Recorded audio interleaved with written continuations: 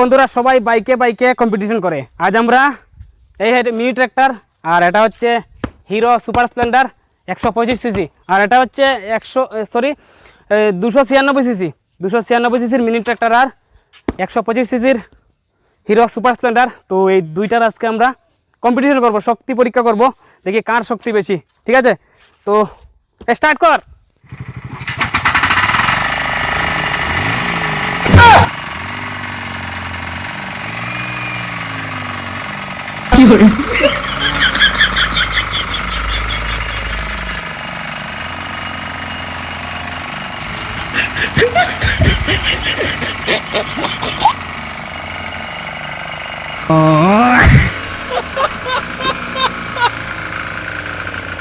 তো এই হচ্ছে অবস্থা, দেখতে পাচ্ছ টায়ারের কাজ একদম শেষ।